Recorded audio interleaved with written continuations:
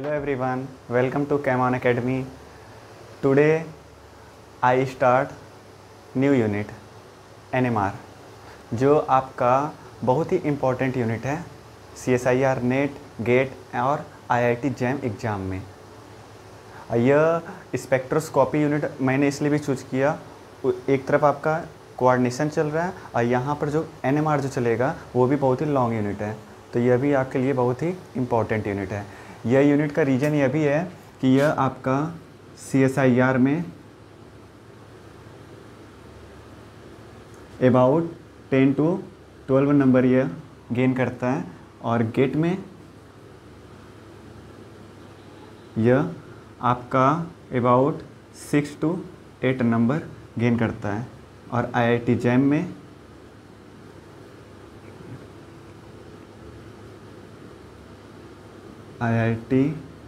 में यह आपका 5 नंबर के अबाउट समथिंग गेन करता है। तो NMR स्पेक्ट्रोस्कोपी आपके लिए बहुत ही इम्पोर्टेंट यूनिट है, ठीक है। और वैसे भी NMR का यूज क्या होता है इसे आप लोगों को जानना ज़रूरी है, क्योंकि NMR का यूज हम लोग रिसर्च में भी बहुत ज़्यादा, बिना NMR के कुछ भी पॉसिबल नहीं है, क्योंकि NMR का यही यूज है कि किसी भी कंपाउंड का आप सिंथेसाइज कर सकते हो, लेकिन उसे आप आइडेंटिफाई NMR के ही थ्रू किया जा सकता है। NMR के ही थ्रू हम लोग किसी भी कंपाउंड को आइडेंटिफाई करते हैं कि वो कौन सा कंपाउंड बना है, ठीक है। तो NMR है क्या? NMR सीधी बात है, NMR means nuclear magnetic resonance. NMR is the property of spinning of nuclei. NMR यही होता है।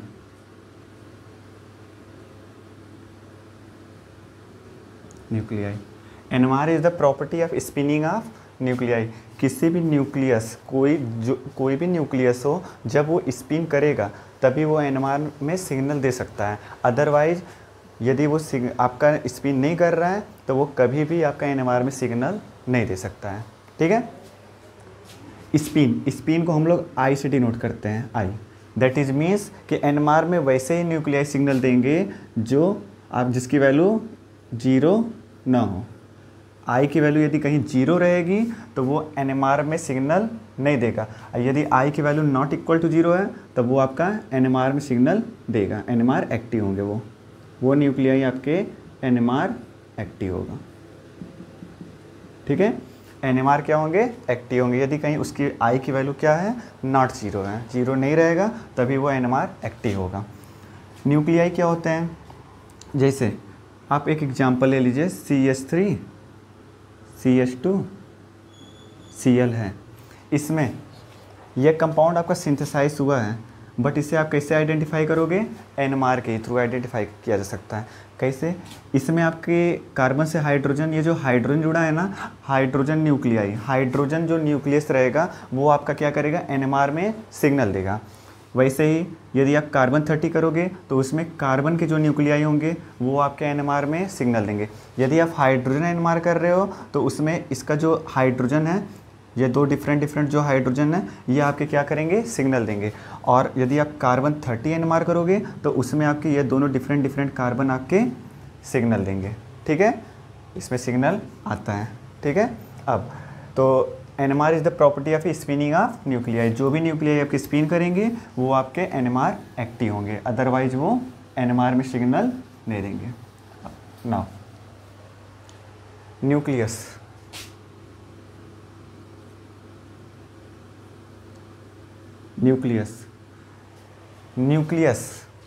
अकॉर्डिंग टू NMR, न्यूक्लियस आपके 2 टाइप्स के हो सकते हैं।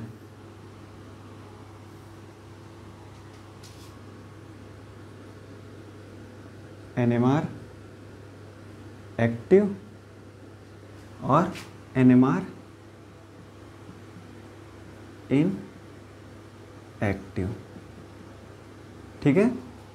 आपका एक न्यूक्लियाई होगा जो NMR एक्टिव होगा, दैट इज मीन्स कि वो आपके NMR में सिग्नल देंगे, और एक क्या होगा जो NMR में सिग्नल आपका नहीं देगा।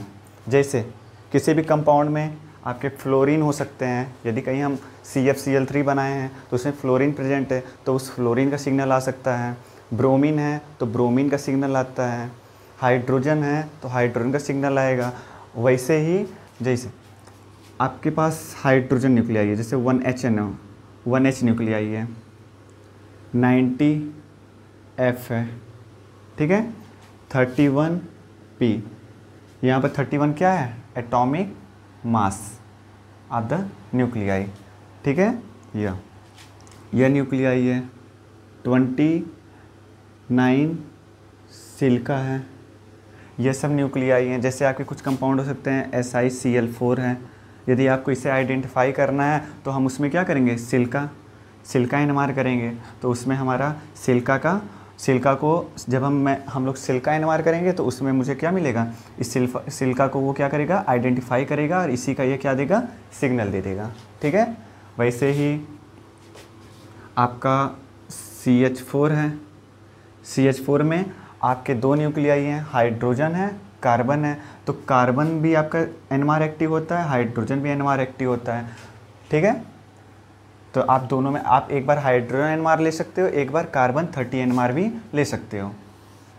नाउ NMR इनएक्टिव न्यूक्लियाई आपके 28 सिलिका हो गए, कार्बन 12 हो गए, ठीक है।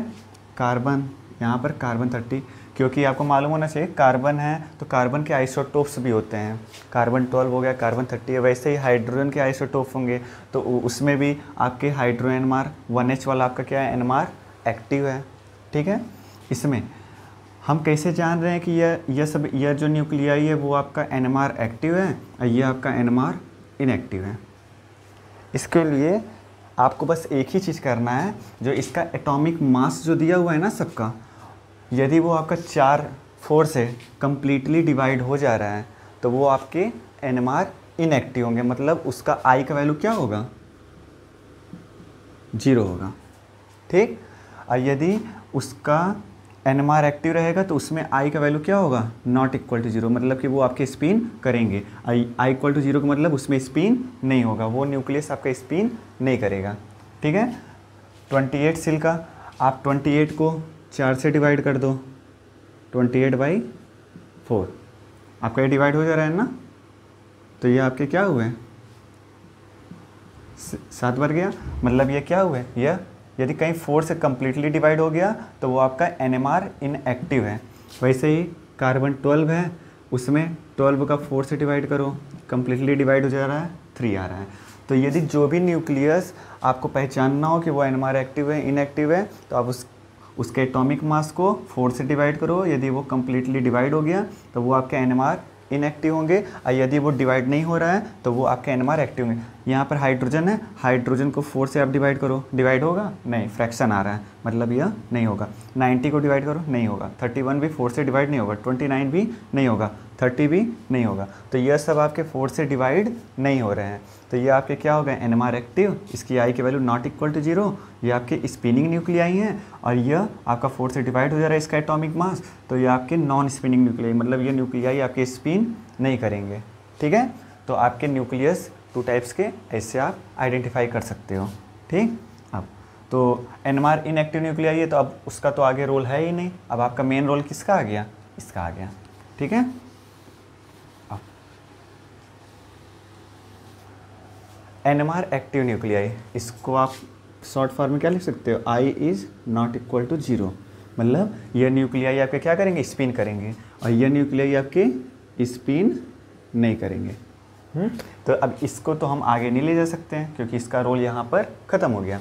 अब NMR active nuclei, NMR active nuclei आपके 2 टाइप्स के होते हैं। एक होता है क्वाडर पोलर न्यूक्लियाई,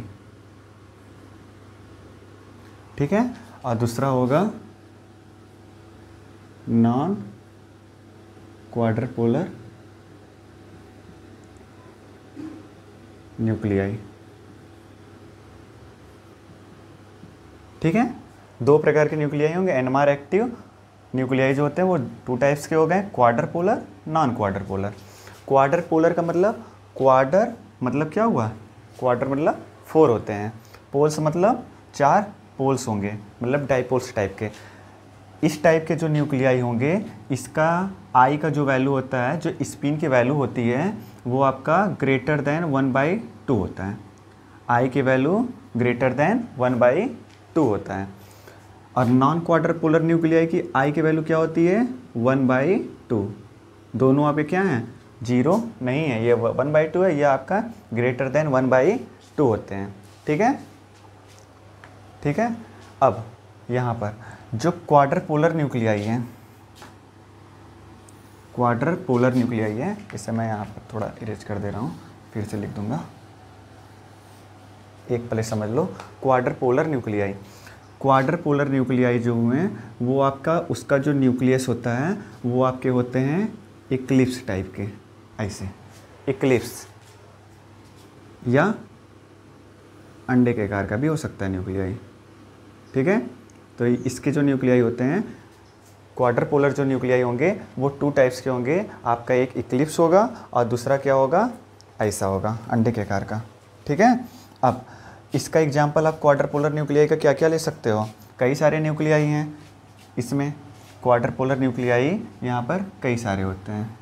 जैसे आपका 11B है, जिसकी वैल्यू 3/2 के अबाउट होता है, आई थिंक।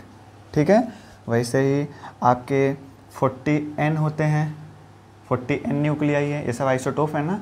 40N न्यूक्लियाई भी आपके क्वार्टर पोलर होते हैं। सभी का वैल्यू बाद में बता दिया जाएगा कितना आई का वैल्यू होता है। 33S है, 2 हाइड्रोजन है, 40N हो गया, और अब क्या है 23Na है।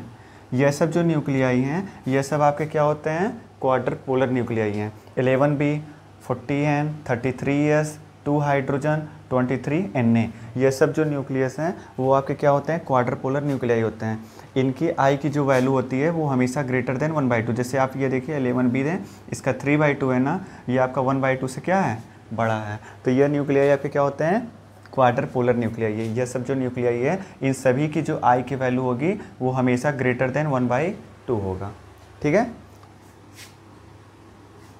और अब ये सब आपके क्या होते हैं, क्वार्टर पोलर न्यूक्लियाई है। इन सभी की वैल्यू क्या होगी, आई की वैल्यू ग्रेटर देन 1/2 है। नाउ यहाँ पर आपके जो न्यूक्लियस क्वार्टर पोल, जो क्वार्टर पोलर न्यूक्लियाई होती हैं, उनका जो शेप होता है वो कैसा होता है, इक्लिप्स होता है और ऐसा होता है। इसमें आपके 2 डाइपोल बन सकते हैं ना, एक यह डाइपोल है ना। डाइपोल मतलब पॉजिटिव और निगेटिव चार्ज वाले डाइपोल बनता है ना, वैसे ही एक डाइपोल देखिए, यह यहाँ पर यह इसके थ्रू डाइपोल बन रहा है, एक यहाँ पर, वैसे यहाँ भी बन जाएगा 2 डाइपोल। टोटल कितने डाइपोल हुए, 8 ना, 1 2 3 4 डाइपोल आपके ऐसे बनते हैं, जिसमें है ना एक डाइपोल यह, एक डाइपोल यह। इस डाइपोल का नाम होता है मेजर। मेजर एक्सिस के थ्रू डाइपोल बना है, और यह जो बना है वो आपका माइनर एक्सिस के थ्रू, माइनर एक्सिस के थ्रू यह डाइपोल बना है। टोटल यह 4 डाइपोल है, 1 2 3 4, 4 एक्सिस, 4 डाइपोल बन रहे, इसलिए इसका नाम क्वाडर मतलब 4, अब पोल मतलब कि 4 पोल बने हैं। और ये आपका क्या है, न्यूक्लियाई। जो भी क्वार्टर पोलर न्यूक्लियाई होगा उसका शेप ऐसा होता है। ठीक है, ये मेजर और माइनर एक्सिस। अब ये जो डाइपोल जो बनता है, आपको मालूम होना चाहिए कि डाइपोल के थ्रू क्या होते हैं, इलेक्ट्रिक फील्ड जनरेट होती है। डाइपोल जब भी बनता है उसमें क्या जनरेट होता है, इलेक्ट्रिक फील्ड जनरेट होती है। ठीक है, अब हाँ, और यह आपका इलेक्ट्रिक फील्ड, यह जो न्यूक्लियाई होती है वो आपका इलेक्ट्रिक फील्ड भी जनरेट कर रही है, electric field as well as magnetic field, as well as magnetic field generate करता है। ठीक है, यह न्यूक्लियाई जो है इलेक्ट्रिक फील्ड के साथ साथ मैग्नेटिक फील्ड भी जनरेट करता है, जिसके वजह से इस टाइप के जो भी क्वार्टर पोलर न्यूक्लियाई होगा उसका जो सिग्नल जब आता है उसका सिग्नल का विड्थ जो है, इसे क्या कहते हैं, विड्थ। यह आपका क्या होता है टोटल, यह जो डिस्टेंस होता है इस सिग्नल के बीच का, ये आपका क्या होता है, विड्थ होता है। यह जो विड्थ है वो क्या हो जाते हैं, बड़े हो जाते हैं, ज़्यादा डिस्टेंस ऐसा होता है। जैसे हाइड्रोजन एनएमआर में आपका कैसा सिग्नल आता है, ऐसा आता है ना। इसमें केमिकल शिफ्ट आप इजीली आइडेंटिफाई कर लेते हैं कि इसका सिग्नल कितना आया, 3.2 में आया है। लेकिन आप इसमें केमिकल शिफ्ट को डिफाइन नहीं कर पाएंगे कि कितने में वो सिग्नल आया, 2.2 है या 2.3 है या 2.4 है। ईजिली इसमें आइडेंटिफाई नहीं हो पाता है। क्यों? क्योंकि इसकी सिग्नल विड्थ क्या होती है, ज़्यादा होती है। इसकी सिग्नल विड्थ इस वजह से ज़्यादा होती है क्योंकि इसमें आपका इलेक्ट्रिक फील्ड भी जनरेट होता है, और मैग्नेटिक फील्ड के थ्रू तो सिग्नल आता ही है, इलेक्ट्रिक फील्ड के जनरेट होने की वजह से इसका सिग्नल विड्थ क्या हो जाता है, ज़्यादा होता है। ठीक है, तो क्वाड्रपोलर जो न्यूक्लियाई है उसमें आपके सिग्नल विड्थ ज़्यादा होते हैं, इसलिए हम इसमें केमिकल शिफ्ट को ईजिली आइडेंटिफाई नहीं कर पाते हैं। इसलिए इसे हम लोग बाद में पढ़ा जाएगा। केमिकल शिफ्ट इसमें इजीली आपका आइडेंटिफाई नहीं हो पाता है। ठीक, तो क्वाड्रपोलर न्यूक्लियाई आपके ये थे। अब सेकंड,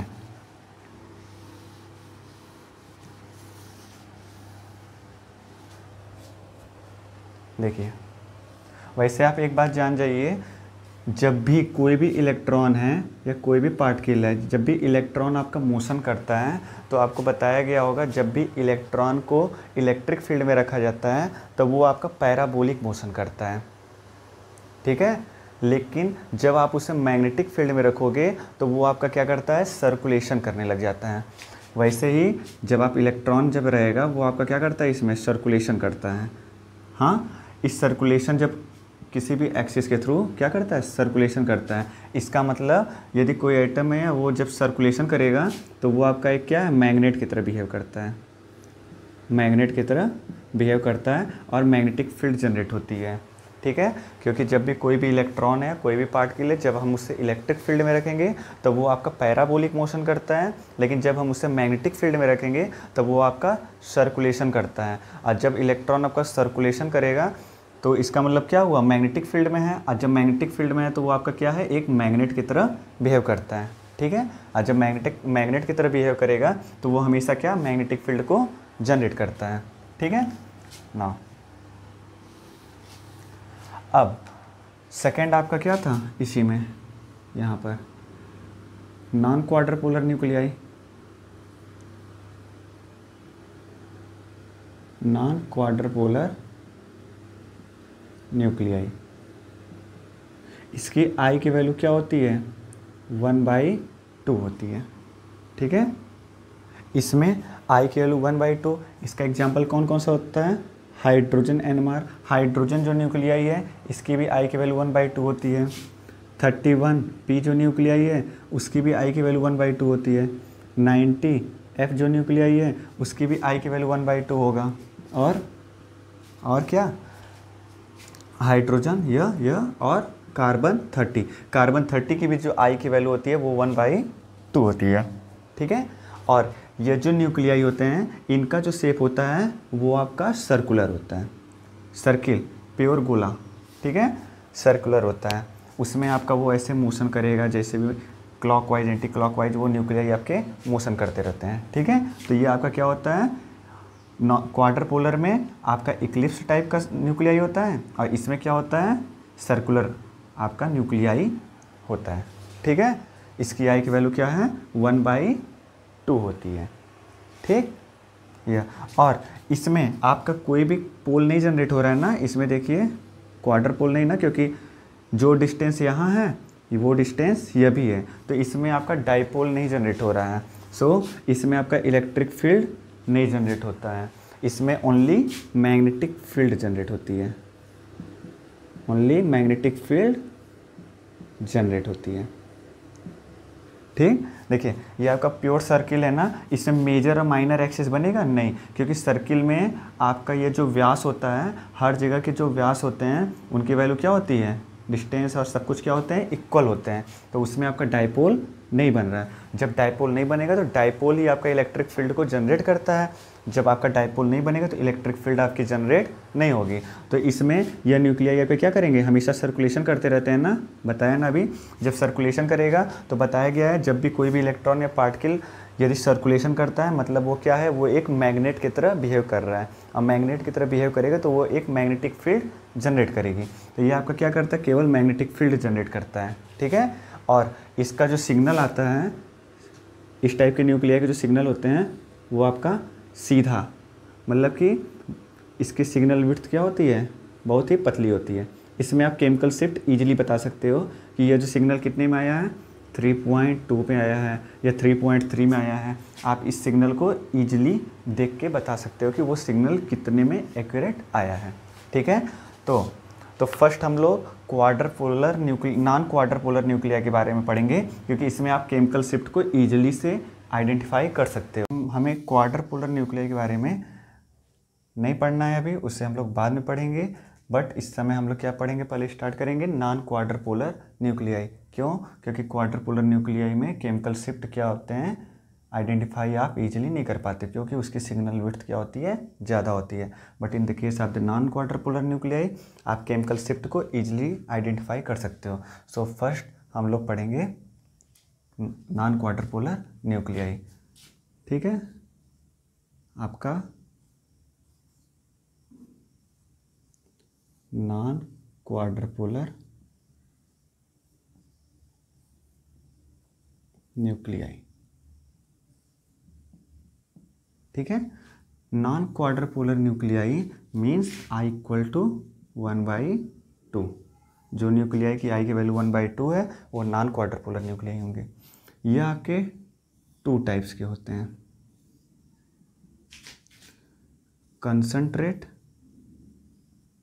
कंसंट्रेट न्यूक्लियाई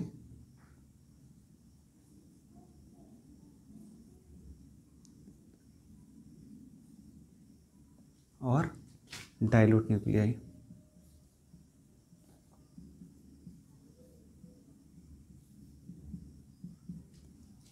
ठीक है, कंसंट्रेट न्यूक्लियाई और dilute nuclei.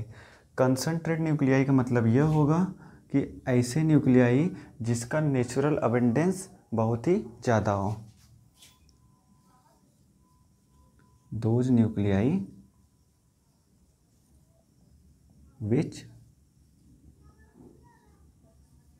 Natural abundance is approximate 100%।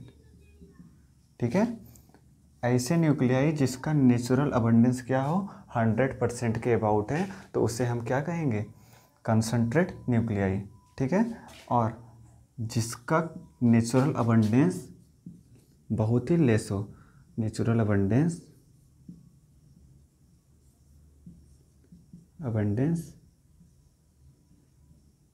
Less हो, बहुत ही कम, जैसे 9% हो, 10% हो, तो ऐसे न्यूक्लियाई को हम डाइल्यूट न्यूक्लियाई कहते हैं। ठीक है, दोज न्यूक्लियाई जिसका नेचुरल अबंडेंस 100% है उससे हम कंसंट्रेट न्यूक्लियाई कहेंगे, और ऐसे न्यूक्लियाई जिसका नेचुरल अबंडेंस लेस हो अबाउट द 10%, 20%, तो उसे हम कहेंगे डाइल्यूट न्यूक्लियाई। ठीक, न्यूक्लियाई देखिए मैं कुछ डाटा लिख दे रहा हूँ, उससे आप देख लीजिए। जो हाइड्रोजन न्यूक्लियाई है वो आपका नॉन क्वार्टर पोलर है ना। अब नॉन क्वार्टर पोलर न्यूक्लियाई के बारे में हम लोग पढ़ेंगे और कुछ नहीं अभी। तो हाइड्रोजन जो न्यूक्लियाई है उसका जो नेचुरल अबंडेंस होता है वो आपका अबाउट 99.98% होते हैं। ठीक है, दूसरे 31 जो P है वो न्यूक्लियाई जो होते हैं उनका नेचुरल अबंडेंस 100% होता है। 90 F है तो उसका भी आपका 100% है। तो यह सब जो न्यूक्लियाई हैं यह भी आपका 100% के अप्रॉक्सीमेट ही है। तो इन सभी न्यूक्लियाई को आप क्या कहोगे, कंसंट्रेट न्यूक्लियाई। डाइल्यूट न्यूक्लियाई आपके होते हैं कार्बन 30 जो न्यूक्लियाई है उसका जो नेचुरल अबंडेंस है वो आपका कितना होता है, आपका 1.1% होता है। ठीक है, 1.1% होता है natural abundance. Natural abundance means कि नेचर में वो उतना ही पाया जाता है। जैसे अभी हम आपको बता दे रहे हैं कि नेचुरल अबंडेंस का इसमें मीनिंग क्या हो रहा है सिंपल भाषा में। नेचुरल अबंडेंस मतलब क्या है, जैसे आप एक एग्जांपल ले लीजिए CH3, आप CH4 ले लो, मीथेन, ठीक है। अब CH4 जो मॉलिक्यूल्स है उसमें आपको क्या लेना है, हाइड्रोजन एनमार करना है। हाइड्रोजन एनमार का मतलब कि वो उसमें हाइड्रोजन को आइडेंटिफाई करेगा और उसके अबाउट आपका सिग्नल दे देगा, ठीक। तो इसमें हाइड्रोजन आपका प्रेजेंट है ना, तो इसके ये हाइड्रोजन को ये आइडेंटिफाई करेगा और उसका सिग्नल देगा। तो लेट कंसीडर CH4 में, CH4 का जो सोल्यूशन है उसमें 10,000 मॉलिक्यूल हैं, 1000 ही मान लो, 1000 मॉलिक्यूल हैं और CH4 के 1000 मॉलिक्यूल प्रेजेंट हैं, ठीक है। एक एग्जांपल लिया है कि CH4 मॉलिक्यूल है, उसमें आपके 1000 मॉलिक्यूल ऑफ CH4 प्रेजेंट हैं। सो हाइड्रोजन एनमार का जो नेचुरल अबंडेंस है वो 99.98 होता है, इतना परसेंट होता है।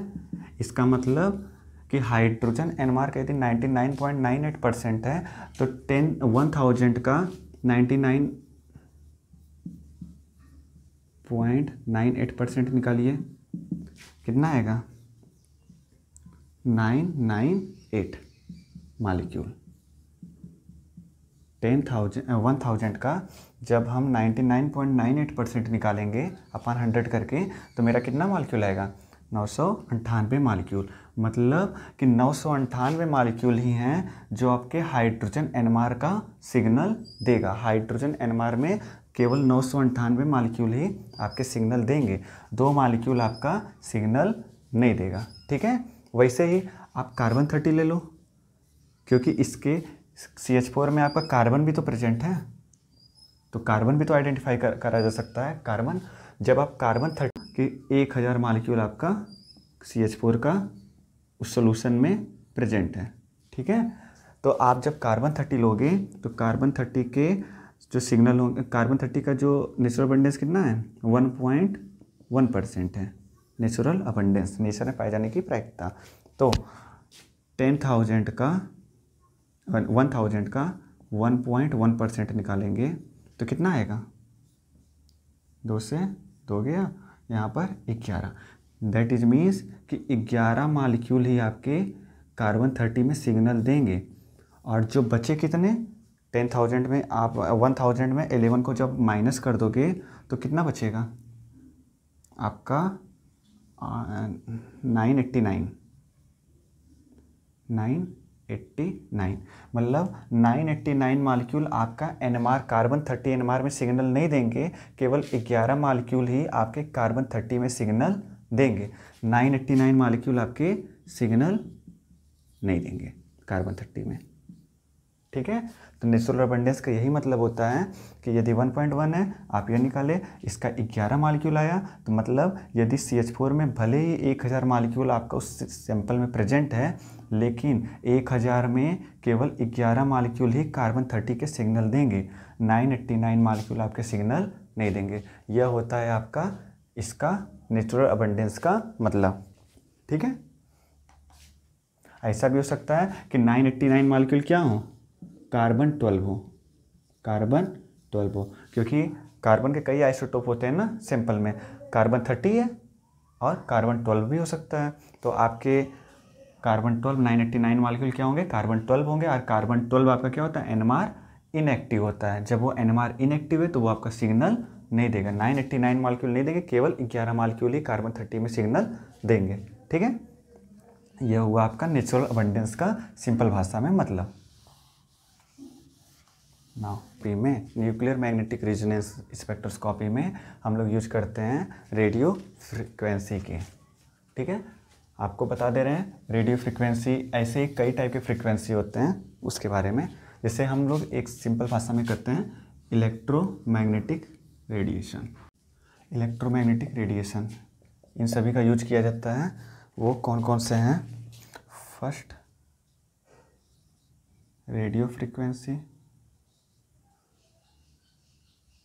ये भी आपकी रेडिएशन है।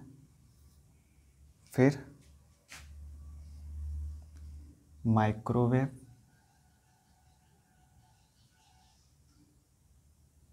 फिर इंफ्रारेड,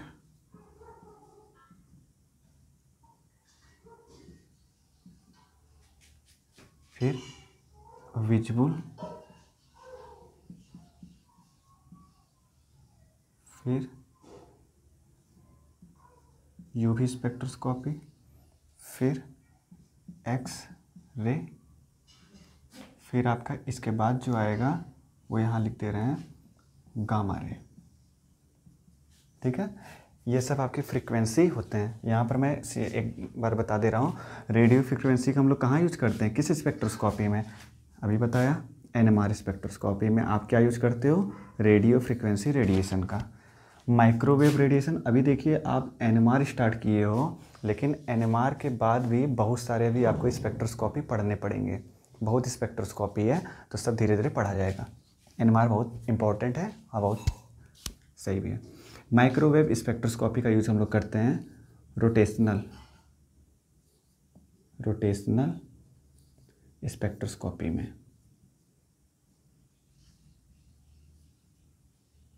स्पेक्ट्रोस्कोपी,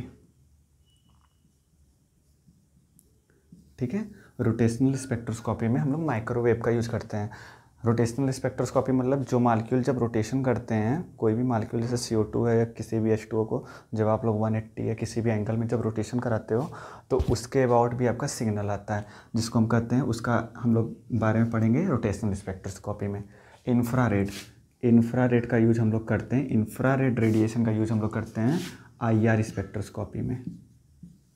IR जैसे हम लोग रेडियो फ्रिक्वेंसी में हाइड्रोजन, कार्बन 30, इन सभी चीज़ों को आइडेंटिफाई, जैसे यदि आपके पास CH3 CH2 CHO कंपाउंड है, एक एग्जांपल CH3 CH2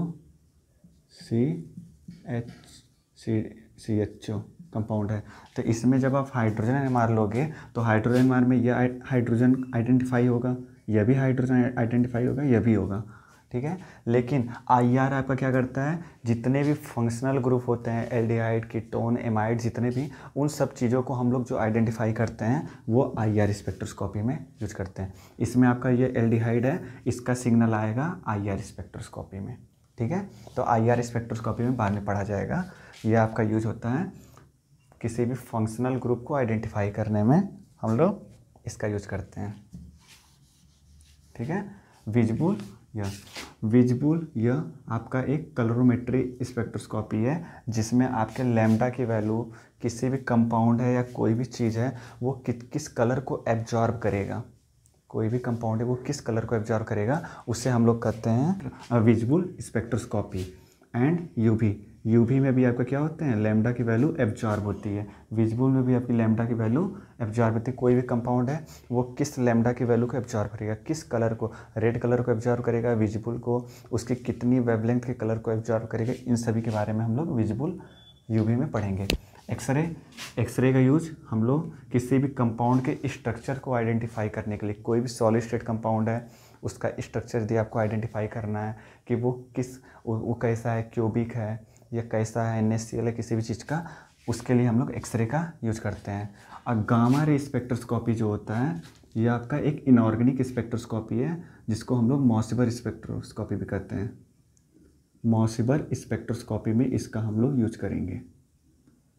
स्पेक्ट्रोस्कोपी में मेरा गामा रे रेडिएशन यूज होता है। मॉसिबर स्पेक्ट्रोस्कोपी, यह जैसे कोई भी कॉम्प्लेक्स बन गया, आयरन क्लोराइड हो गया या आयरन +2 फॉर्म में है एक कंपाउंड FeCl2 FeCl3, आप इसे यदि आइडेंटिफाई करना चाह रहे हो तो उसके लिए हम क्या यूज करेंगे, मॉसिबर स्पेक्ट्रोस्कोपी। वो आपका आयरन +2 आयरन +3 को आइडेंटिफाई कर देगा। बहुत चीज़ें जो हम लोग मॉसिबर स्पेक्ट्रोस्कोपी में यूज करेंगे, और उसमें किस रेडिएशन का यूज किया जाता है, गामा रे का, ठीक है। अब यह था आपका spectroscopy. How on NMR signal obtain, NMR का सिग्नल आखिर आता कैसे है, उसका इंस्ट्रूमेंट कैसा होता है, उसकी प्रॉपर्टीज़ क्या है, इन सब चीज़ों के बारे में अब पढ़ना है। तो होता क्या है, देखिए एनएमआर सिग्नल जो आता है उसमें एक मैग्नेटिक, एक यहाँ पर यह यह होता है। इसमें आपका कॉइल लिफ्टर रहता है, इलेक्ट्रिक कॉइल है, ठीक है। ये आपका होता है इलेक्ट्रिक कॉइल होता है, ठीक।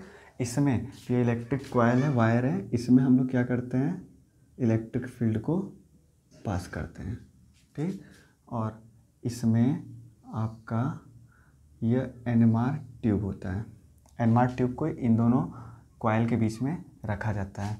जो आपके एनएमआर जो ट्यूब होते हैं ना, वो आपके 5 mm के ट्यूब होते हैं। उसमें आप फर्स्ट रेफरेंस स्टैंडर्ड यूज करते हो, रेफरेंस स्टैंडर्ड स्टैंडर्ड आपका क्या यूज करते हो, जैसे TMS यूज होता है। इसके बारे में बाद में बताएंगे कि इसमें क्यों TMS यूज किया जाता है, what is the reference standard, ठीक है। फिर सेकेंड चीज़ आपका यूज होता है, जिस कंपाउंड को आपको आइडेंटिफाई करना है वो कंपाउंड डालते हैं। जिसका भी आपको सिग्नल लेना हो उस कंपाउंड को डालेंगे। और फिर थर्ड, आप इसमें सॉल्वेंट ऐड करते हो, जिसमें आपका ये कंपाउंड पूरा डिजॉल्व हो जाए, ठीक है। तो इसमें हम लोग पहले फर्स्ट रेफरेंस स्टैंडर्ड यूज करते हैं। रेफरेंस स्टैंडर्ड क्या होगा ये भी आपको बाद में बता दिया जाएगा। यहाँ बस ये जान जाइए कि हम लोग TMS यूज़ करते हैं, ट्राई मेथाइल टेट्रामेथाइल सिलेन। इसका फुल फॉर्म है टेट्रामेथाइल सिलेन। फार्मूला होता है SiCH3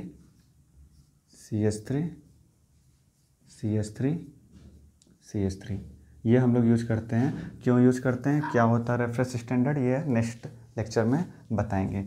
यह हम लोग इसका यूज करते हैं। रेफरेंस स्टैंडर्ड डालोगे, फिर जिस कंपाउंड को सिग्नल आपको लेना है उस कंपाउंड को ऐड करोगे और उसमें एक सॉल्वेंट ऐड करोगे जिसमें वो कंपाउंड कंप्लीटली डिजॉल्व हो जाए, ठीक है। नाउ फिर जब हम इसमें इलेक्ट्रिक फील्ड जब हम पास करते हैं, ये आपका क्या है, NMR ट्यूब है, NMR ट्यूब, जिसमें हमारा सैंपल है।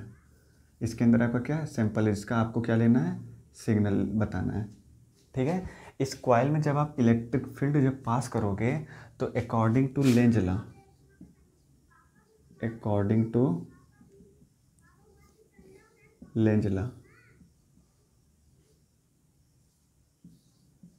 इन द फिजिक्स में आप पढ़े होगे, अकॉर्डिंग टू लेंज लॉ, जब भी किसी भी चीज़ में कॉइल में आप इलेक्ट्रिक फील्ड को जब पास करते हो तो उसमें से एक इंड्यूस्ड मैग्नेटिक फील्ड भी जनरेट होती है।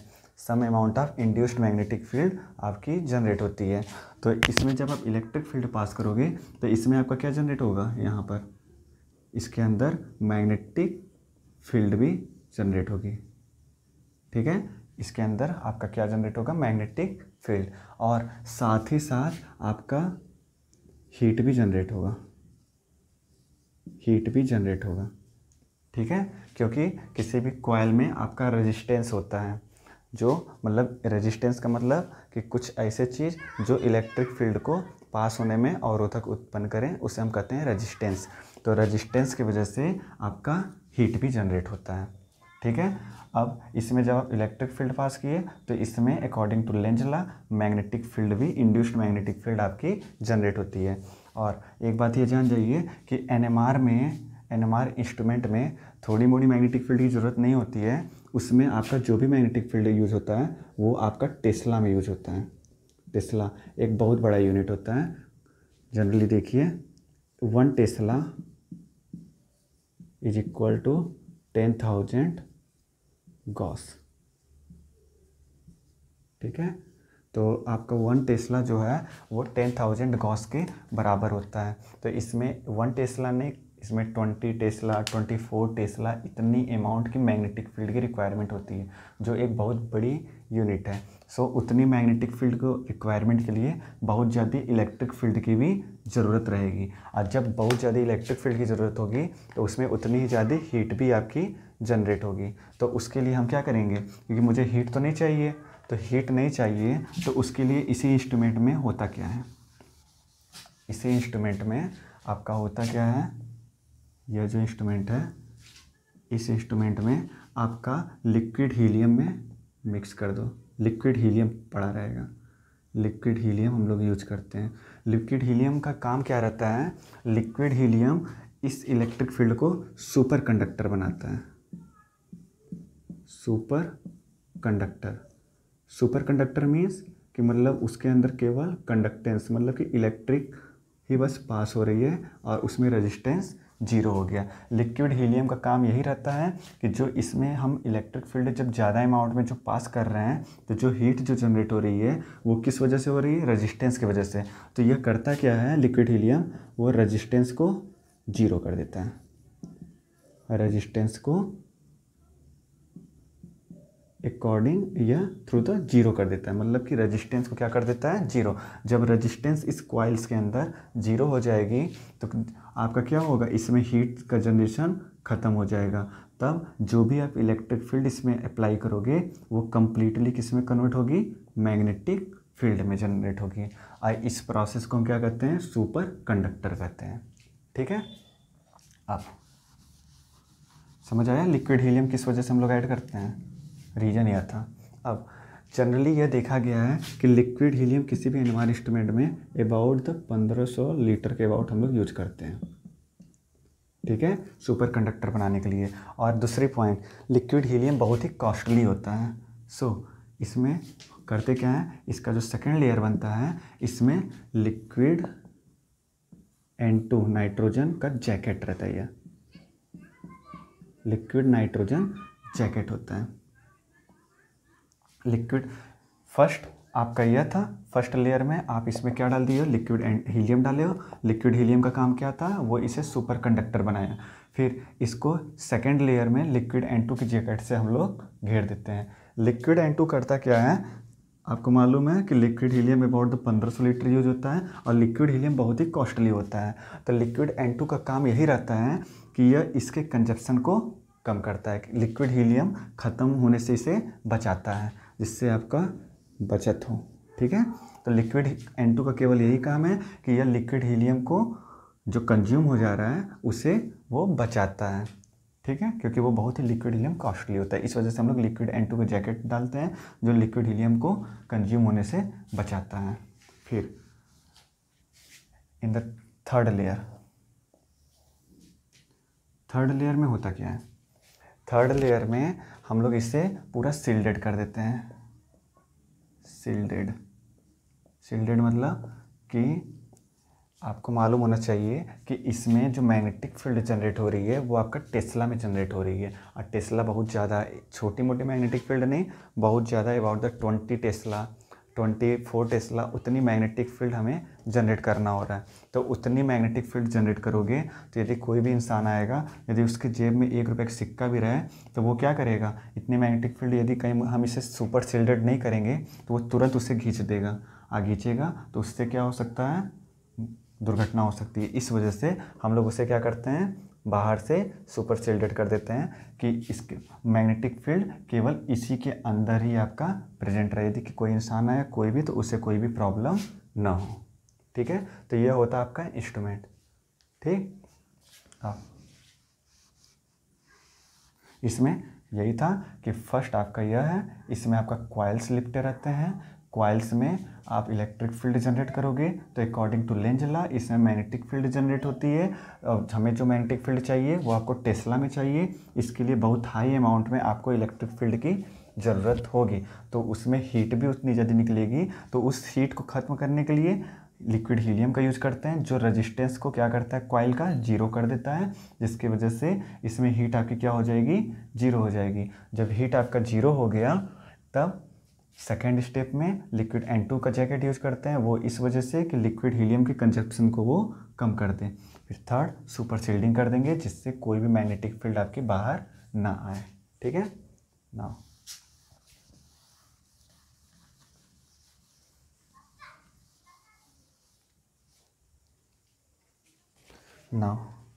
यदि आप किसी भी सैंपल का जब सिग्नल लेते हो, जैसे किसी भी कंपाउंड है सिग्नल ले रहे हो, तो जब सिग्नल आप लेते हो तो उसे चारों तरफ से क्या मिल रहा है, एनएमआर ट्यूब में चारों तरफ से मैग्नेटिक फील्ड मिल रहा है ना। तो होता क्या है, यदि जो भी न्यूक्लियाई हैं, यदि CH4 का मैं बताया था अभी, लेट कंसीडर आपका 1000 न्यूक्लियाई है, 1000 मॉलिक्यूल हैं। तो जब आप हाइड्रोजन एनएमआर ले रहे हो तो उसमें कितने 980 मॉलिक्यूल होंगे, 980 मॉलिक्यूल होंगे जो सिग्नल देंगे यार। 980 उसके अंदर जो न्यूक्लियाई होंगे वो आपका सिग्नल देगा। हाँ, मॉलिक्यूल के अंदर जो न्यूक्लियाई होंगे वही आपका सिग्नल देता है ना। तो होता क्या है कि जब तक आप मैग्नेटिक फील्ड में, जो मैं एनएमआर ट्यूब जो रखा हूँ, जब तक आप उससे मैग्नेटिक फील्ड में नहीं रखोगे तब तक जो न्यूक्लियाई रहेंगे वो कहीं भी ऐसे मोशन करते रहते हैं। ये आपके क्या हैं, न्यूक्लियाई हैं, हाइड्रोजन न्यूक्लियाई हैं। आप हाइड्रोजन एनएमआर के बारे में हम यहाँ बता रहे थे। हाइड्रोजन एनएमआर, कार्बन 30 सबका एक ही एग्जाम्पल है ऐसे, ठीक है। जब तक आप मैग्नेटिक फील्ड में नहीं रखे रहोगे तो 50% 50% मॉलिक्यूल आपके क्लॉकवाइज में मोशन करेगा, 50% मॉलिक्यूल आपके क्लॉकवाइज में मोशन करेंगे हाइड्रोजन न्यूक्लियाई के। यदि CH4 मॉलिक्यूल है ना, CH4 में यदि आपका 100 मॉलिक्यूल है तो 100 में 50 मॉलिक्यूल आपके क्लॉकवाइज मोशन करेंगे और 50 मॉलिक्यूल आपके एंटी क्लॉकवाइज मोशन करेंगे, ठीक है। एंटी क्लॉकवाइज मोशन करेंगे 50-50 मॉलिक्यूल। जब तक हम इसे क्या किए हैं, जब तक हम उससे मैग्नेटिक फील्ड में न्यूक्लियाई, जब तक उस कंपाउंड को हम लोग मैग्नेटिक फील्ड में नहीं रखे हैं तब तक 50% मॉलिक्यूल आपके क्लॉकवाइज में मोशन कर रहे हैं और 50% आपके एंटी क्लॉकवाइज में। जो क्लॉकवाइज में मोशन करेगा उससे हम लोग डिनोट करते हैं +1/2 से, और जो एंटी क्लॉकवाइज में मोशन करेंगे उससे हम लोग डिनोट करेंगे -1/2 से। और यह जो आपका है, यह जो है, यह आपका क्या आइडेंटिफाई कर रहा है, यह आइडेंटिफाई कर रहा है मैग्नेटिक मोमेंट डायरेक्शन को, मैग्नेटिक मोमेंट डायरेक्शन, ठीक है। इसमें इस डायरेक्शन में होता है क्लॉकवाइज में, एंटी क्लॉकवाइज में उसके जस्ट अपोजिट होता है, ठीक है। तो जब तक मैग्नेटिक फील्ड में आप नहीं रखे हो तो 50-50% मॉलिक्यूल आपके ऐसे पड़े रहेंगे। लेकिन जब आप एनएमआर में क्या करोगे, एनएमआर ट्यूब को मैग्नेटिक फील्ड में ही रखोगे ना, तो जैसे ही आप मैग्नेटिक फील्ड में उसे रखोगे तो होगा क्या,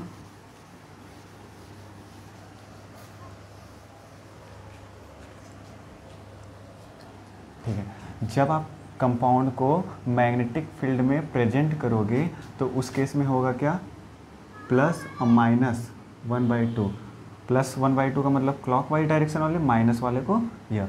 जैसे ही आप उससे मैग्नेटिक फील्ड में अप्लाई करोगे, मैग्नेटिक फील्ड अप्लाई करोगे, रखोगे, तो होगा क्या, ये दोनों, ये जो न्यूक्लियाई हैं ये आपके डिवाइड हो जाएंगे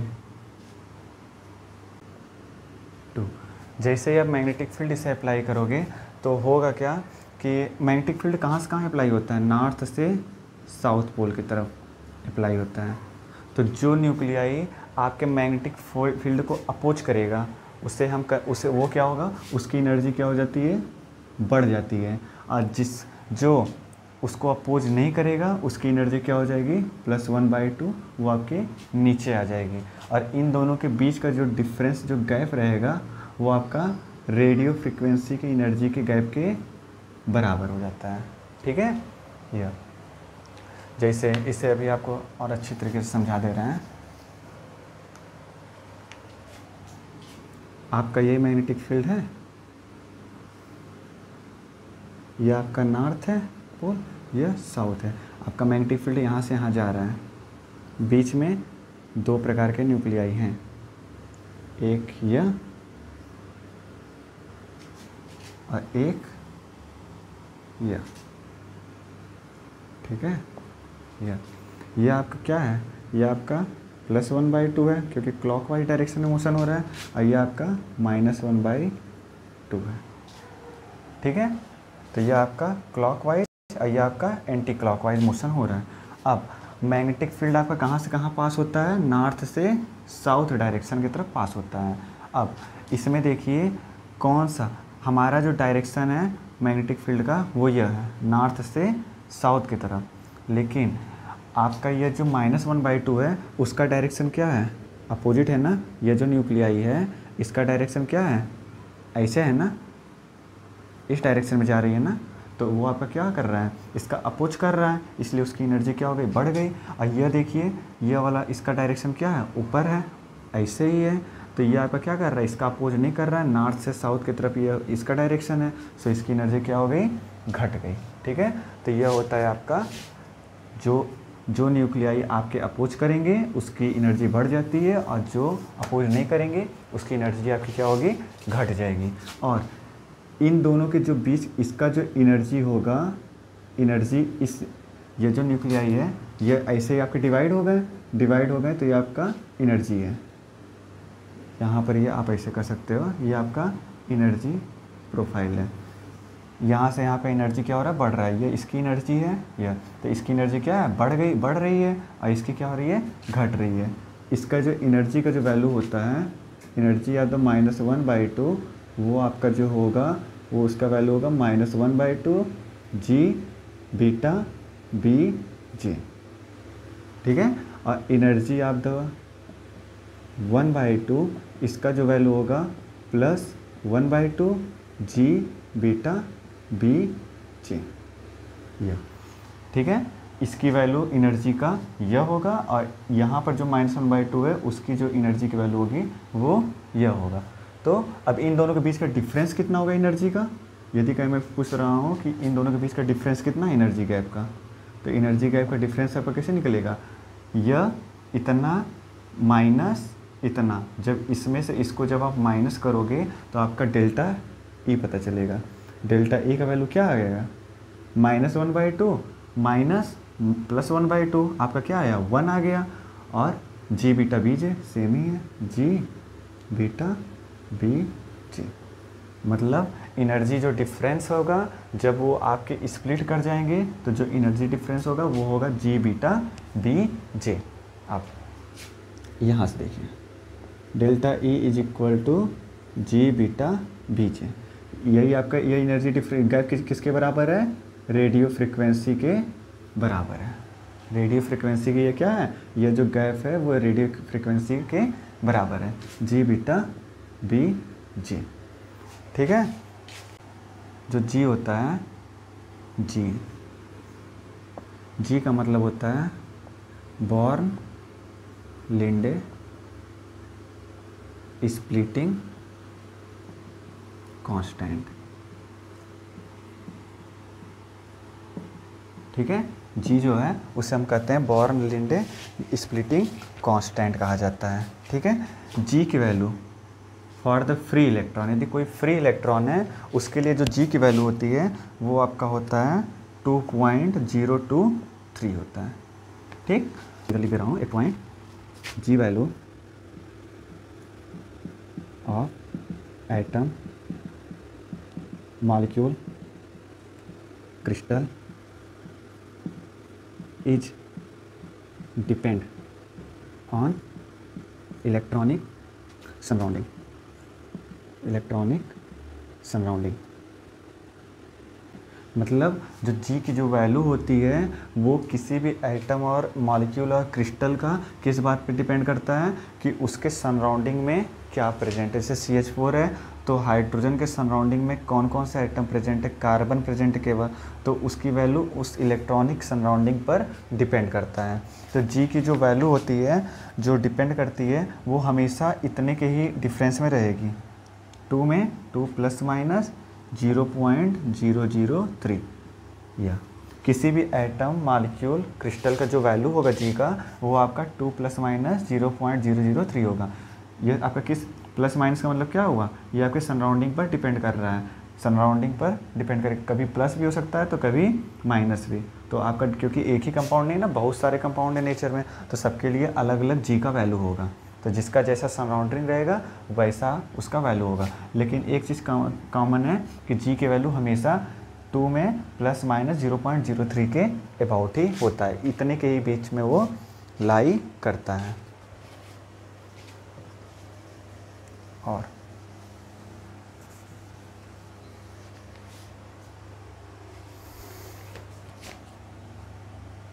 यह जो बीटा है, यह बीटा क्या है, यूनिट बीटा को हम लोग कहते हैं बोहर मैग्नेटिक फैक्टर, बोहर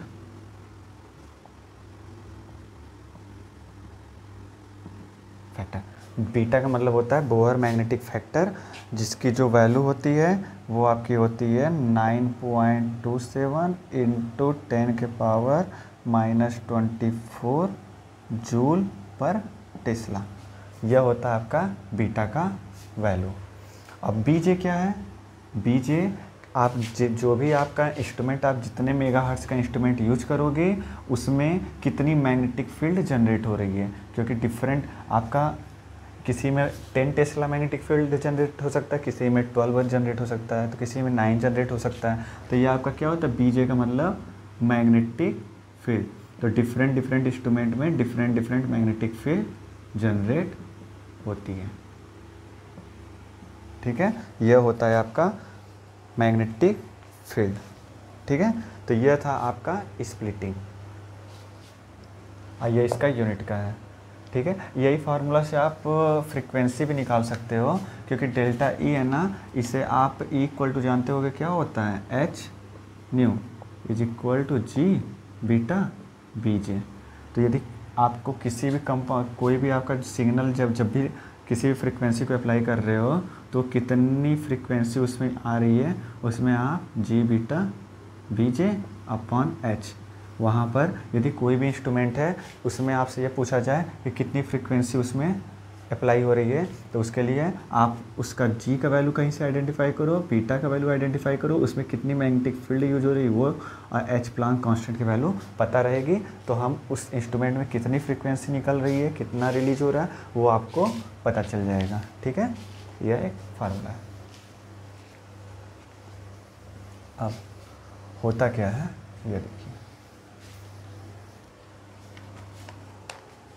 ठीक है, आपके जो न्यूक्लियाई थे, किसी भी कभी जब सिग्नल लोगे तो उसमें दो ही न्यूक्लियाई हो सकते हैं। आपका दो ही टाइप के न्यूक्लियाई हो सकते हैं, एक न्यूक्लियाई क्लॉकवाइज में मोशन कर सकता है, तो दूसरा आपका एंटी क्लॉकवाइज में। केवल 2 टाइप्स के ही न्यूक्लियाई आपके हो सकते हैं। तो आप यदि सिग्नल ले रहे हो तो आपका प्लस माइनस 1/2 ये आपके क्या है? न्यूक्लियाई। आपके न्यूक्लियाई 2 ही टाइप के होते हैं ना, क्लॉकवाइज और anti clockwise.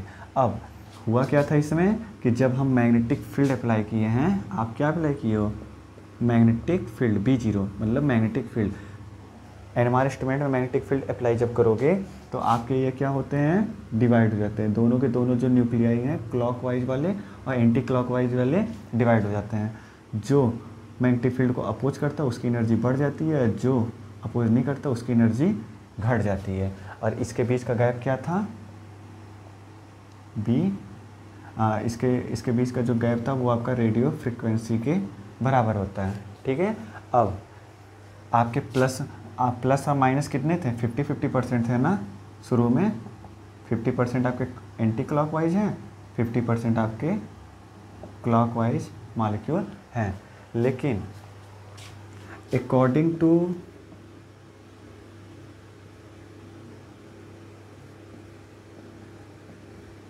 Boltzmann law, according to Boltzmann law, दो डिफरेंट एनर्जी स्टेट में सेम पॉपुलेशन कभी भी नहीं हो सकता है। सेम न्यूक्लियाई का पॉपुलेशन, ये आपका एनर्जी है ना, डिफरेंट अभी बताया था। तो दो डिफरेंट एनर्जी स्टेट है ना, एक ये एनर्जी स्टेट है और एक यह है। दो डिफरेंट एनर्जी स्टेट में सेम पॉपुलेशन न्यूक्लियाई के कभी भी नहीं हो सकते हैं। ठीक है, यह बात आप जान जाओ। तो आप यह कर सकते हो, यदि आपके पास 1000 मॉलिक्यूल था तो पहले 500 यहाँ थे, 500 यहाँ थे, तो आपका अब क्या होगा? कुछ न्यूक्लियाई आपके क्या आएंगे? नीचे आ जाएंगे। क्योंकि मालूम होना चाहिए कि ग्राउंड स्टेट में किसी भी पार्टिकल या न्यूक्लियाई का प्रायिकता क्या होता है? ज़्यादा होता है। सबसे ज़्यादा जो आपके मॉलिक्यूल होते हैं वो आपके ग्राउंड स्टेट में पाए जाते हैं, फिर फर्स्ट एक्साइटेड स्टेट में कुछ कम होते हैं। तो मैं मान ले रहा हूँ यहाँ पर 510 मॉलिक्यूल है, यहाँ पर आपका 490 हुए 1000 में। ठीक है, तो आपका सेम पॉपुलेशन नहीं हो सकता है। और जैसे जैसे आपका एनर्जी गैप बढ़ता है वैसे वैसे आपका पॉपुलेशन डिफरेंस। देखिए, जब आप यूवी लोगे तो यूवी में एनर्जी गैप क्या होती है? यूवी में एनर्जी गैप बहुत ज़्यादा होता है, और रेडियो फ्रिक्वेंसी में एनर्जी गैप क्या होती है? बहुत ही कम होती है। ठीक है, यूवी में आपका एनर्जी गैप क्या होता है? बहुत ही ज़्यादा होता है, और रेडियो फ्रिक्वेंसी में एनर्जी गैप दो न्यूक्लियाई के बीच में बहुत ही कम होता है। और सबसे ज़्यादा मॉलिक्यूल कहाँ प्रेजेंट पाए जाते हैं? ग्राउंड स्टेट में हमेशा पाए जाते हैं। जब एनर्जी गैप का डिफरेंस ज़्यादा रहेगा तो इसमें 90% मॉलिक्यूल यहाँ ही पाए जाएंगे और यहाँ पर केवल 10% ही मॉलिक्यूल आपके पाए जाएंगे। ठीक है, यदि 1000 मॉलिक्यूल था तो 900 मॉलिक्यूल नीचे ही रहेंगे और 100 मॉलिक्यूल आपके ऊपर रहेंगे। लेकिन जब पॉपुलेशन आपका जो एनर्जी गैप कम रहेगा तो उसमें ज़्यादा आपका पॉपुलेशन डिफरेंस नहीं हो सकता, इसमें आपके बहुत ही कम पॉपुलेशन डिफरेंस हो सकता है। और ऐसा ऑब्जर्व भी हुआ है कि इन एनएमआर स्पेक्ट्रोस्कोपी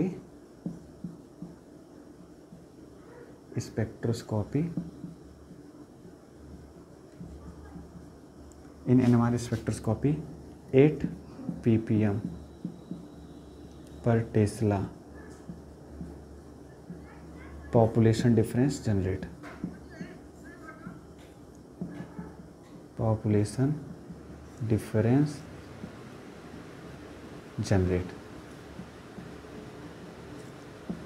देखिए, पॉपुलेशन डिफरेंस का मतलब यह हुआ कि यहाँ पर यदि 490 मॉलिक्यूल है, यहाँ पर 510 है, तो इन दोनों के बीच में पॉपुलेशन डिफरेंस कितने का है? 510 में 490 को माइनस करोगे तो इसका पॉपुलेशन डिफरेंस कितना आया? 20। मतलब कि 20 मॉलिक्यूल का ही पॉपुलेशन डिफरेंस है। हाँ, लेकिन ये अभी आप देखिए ऐसा ऑब्जर्व हुआ है कि एनएमआर स्पेक्ट्रोस्कोपी में 8 ppm, यदि 1 टेस्ला मैग्नेटिक फील्ड उस इंस्ट्रूमेंट में आ रही है तो उसमें 8 ppm का ही पॉपुलेशन डिफरेंस होता है। और 1 ppm का मतलब कि यदि जैसे सिंपल भाषा में यदि 1 लाख सेब है, 1 लाख एप्पल है, तो 1 लाख एप्पल में यदि कहीं एक एप्पल आपका सड़ा हुआ है तो उस एक एप्पल को जो सड़ा हुआ है उससे हम कहेंगे 1 ppm। मतलब 1 लाख में एक जो मॉलिक्यूल होगा उससे हम कहेंगे 1 ppm। तो आप समझ सकते हो कि एनएमआर इंस्ट्रूमेंट में पॉपुलेशन डिफरेंस कितना ज़्यादा कम होता है। 8 ppm बहुत ही ज़्यादा कम हो रहा है। मतलब 1 लाख में केवल 8 ही मॉलिक्यूल हैं, 8 ही मॉलिक्यूल का डिफरेंस है। तो ये बहुत ही कम वैल्यू है कि नहीं? बहुत ही कम डिफरेंस है, पॉपुलेशन डिफरेंस है। ठीक है, यहाँ भले ही मैं 20 लिख दिया हूँ समझने के लिए, तो यहाँ से आप अनुमान लगा सकते हो यदि 1 लाख मॉलिक्यूल है तो 1 लाख मॉलिक्यूल में केवल 8 ही मॉलिक्यूल का डिफरेंस होगा दोनों एनर्जी स्टेट में। ठीक, क्यों? क्योंकि इसके बीच की एनर्जी गैप क्या है? बहुत ही कम है। ठीक है, अब फिर होगा क्या? तो यहाँ पर आपका क्या हुआ? पॉपुलेशन डिफरेंस जनरेट हो गया है। और किसी भी स्पेक्ट्रोस्कोपी में सिग्नल तभी आता है जब पॉपुलेशन डिफरेंस जनरेट होगा। यदि पॉपुलेशन डिफरेंस नहीं जनरेट हो रहा है तो किसी भी स्पेक्ट्रोस्कोपी में सिग्नल नहीं आ सकता है। खासकर एनएमआर में जब तक पॉपुलेशन डिफरेंस आपका जनरेट नहीं होगा तब तक आपका सिग्नल कभी भी आ नहीं सकता है। तो अब आपको यहाँ से पता चल गया कि अकॉर्डिंग टू बोल्ट्जमैन दोनों एनर्जी स्टेट में सेम पॉपुलेशन नहीं हो सकते, तो कुछ मॉलिक्यूल आपके क्या आ गए? नीचे आ गए। तो 510, 490, 20 का पॉपुलेशन डिफरेंस आपका जनरेट हो गया है। ये तो ज़्यादा वैल्यू है। मैंने आपको बताया कि 8 ppm पर टेस्ला का पॉपुलेशन डिफरेंस जनरेट होता है, बहुत ही कम डिफरेंस। ये ऐसा किस वजह से है? क्योंकि रेडियो फ्रिक्वेंसी में एनर्जी गैप क्या होती है? बहुत ही ज़्यादा कम होती है। ठीक है, तो यह था आपका यह। अब इसके बाद एक इसी में आपका यूनिट आता है प्रिकर्सर फ्रीक्वेंसी।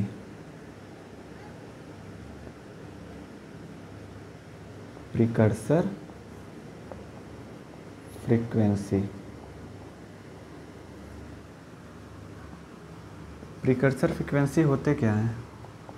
प्रिकर्सर फ्रीक्वेंसी देखिए, जो न्यूक्लियाई हैं क्वाड्रपोलर न्यूक्लियाई आपके क्या होते हैं? सर्कुलर होते हैं। ठीक है, वो आपका ऐसा ही है। क्लॉकवाइज और एंटी क्लॉकवाइज में दो ही टाइप के होते हैं न्यूक्लियाई। एक या तो क्लॉकवाइज मोशन करेगा या तो दूसरा चांस है एंटी क्लॉकवाइज मोशन करे। दो ही टाइप के मोशन हो सकते हैं। तो इसमें होता क्या है कि प्रिकर्सर मोशन होता क्या है? प्रिकर्सर मोशन का मतलब आप लट्टू देखे होंगे, लट्टू का सबसे आखिरी पोजीशन का मोशन, जब यही जो न्यूक्लियाई है जब अभी तो ऐसे ऐसे मोशन कर रहा है लेकिन वो आखिरी स्टेज में क्या करता है? पूरा ऐसे ऐसे मोशन करता है। सबसे आखिरी स्टेज में जो मोशन करता है वो आपका ऐसे ऐसे करता है, ठीक है। तो उस मोशन को आप क्या कहते हो, प्रिकर्सर मोशन।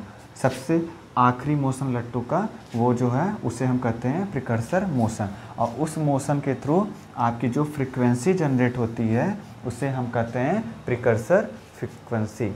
तो प्रिकर्सर फ्रीक्वेंसी का जो फार्मूला होता है वो आपका होता है गामा बी नॉट। ये होता है प्रिकर्सर फ्रीक्वेंसी का फार्मूला, ठीक है। जहाँ पर गामा का मतलब क्या हुआ, गामा का मतलब हुआ ग्रेयो मैग्नेटिक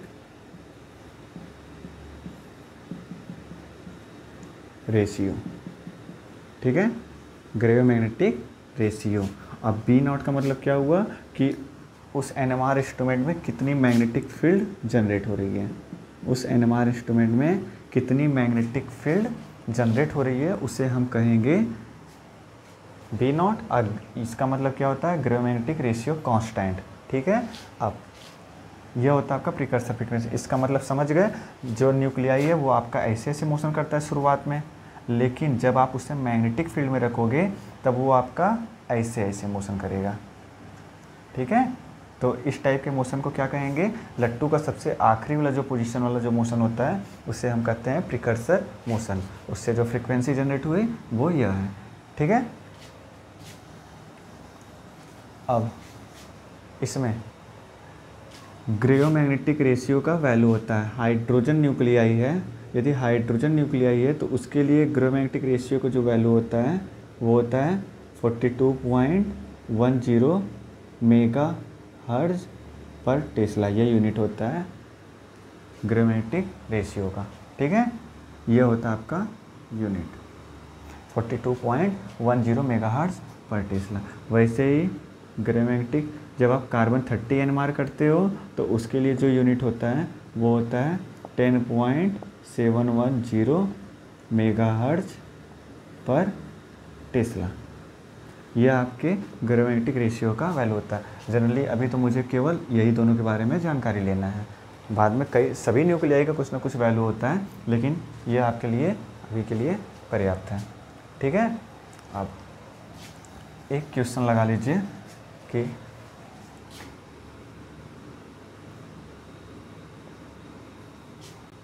मेगाहर्ट्ज इंस्ट्रूमेंट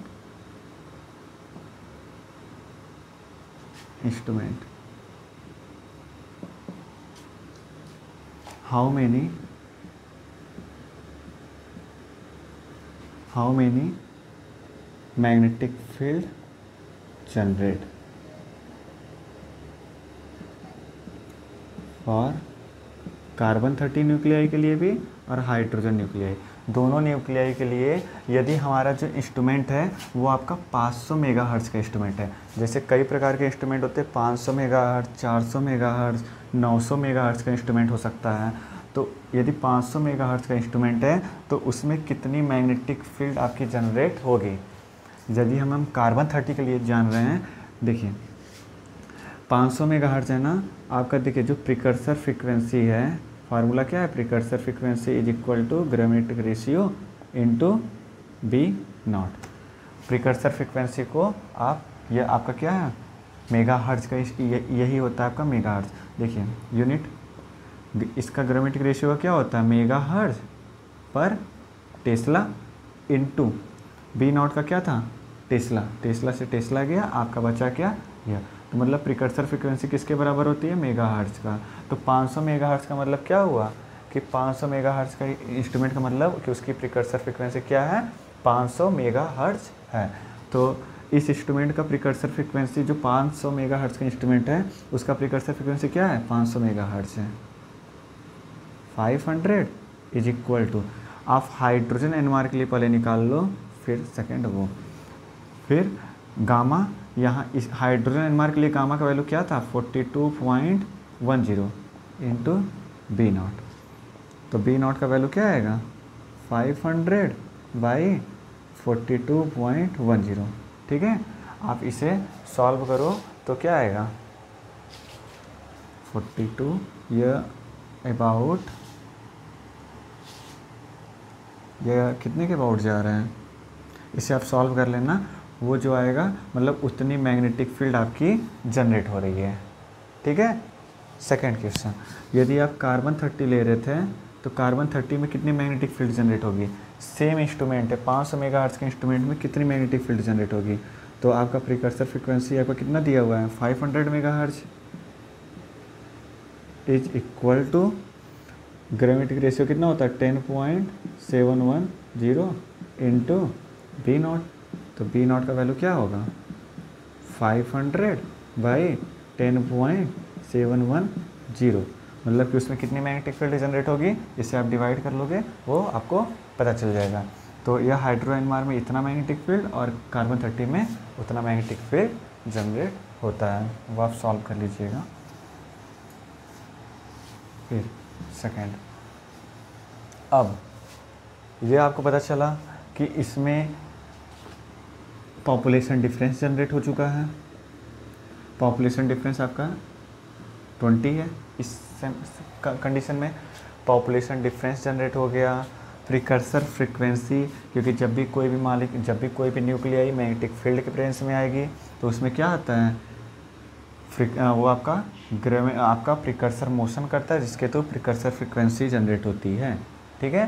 तो अब आपके पास प्रिकर्सर फ्रीक्वेंसी भी उसमें उस सिग्नल उस न्यूक्लियाई में जनरेट हो गया, पॉपुलेशन डिफरेंस भी। और अब पॉपुलेशन डिफरेंस, अब तो सबसे इम्पोर्टेंट पॉइंट यही था कि किसी भी स्पेक्ट्रोस्कोपी में सिग्नल तभी आएगा जब पॉपुलेशन डिफरेंस होता है। अब हम करते क्या हैं कि इस न्यूक्लियाई में रेडियो फ्रीक्वेंसी को अप्लाई करते हैं बाहर से, क्योंकि इसके बीच का एनर्जी गैप कितना है, रेडियो फ्रीक्वेंसी के बराबर है। तो रेडियो फ्रीक्वेंसी जो रेडिएशन है, रेडियो फ्रीक्वेंसी रेडिएशन को हम क्या करेंगे, अब अप्लाई करेंगे। तो होगा क्या, देखिए